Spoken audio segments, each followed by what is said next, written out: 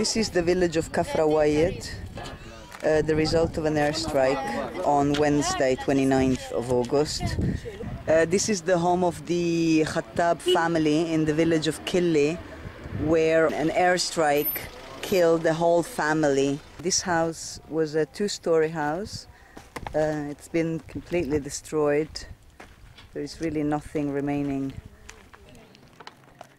Indiscriminate air bombardments and artillery strikes are killing civilians every day in different parts of Syria. While at the moment the focus of the international media is very much on the fighting in Aleppo and in the capital, very little news comes to the outside world about the horror that people in other parts of the countries, such as Jabal al-Zawiya and the Idlib area, are living through every day.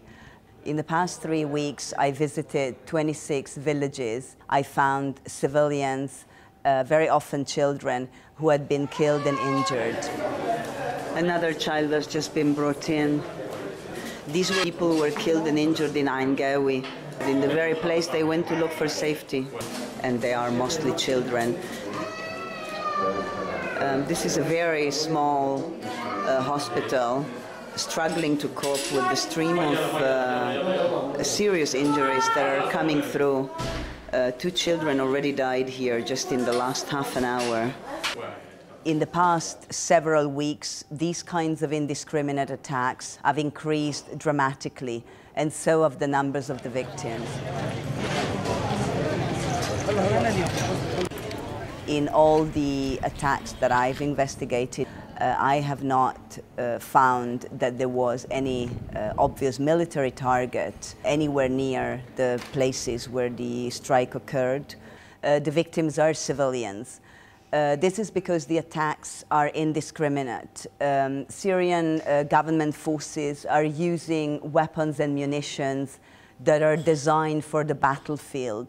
They cannot be aimed at a specific target. Therefore, they fall in a random manner. This is the so-called Thursday market, Souk al-Khamis, where an airstrike killed 21 people on the 28th, on the morning of the 28th of August. There are planes hovering on the sky. People have come down into the... People never know when the next strike will be.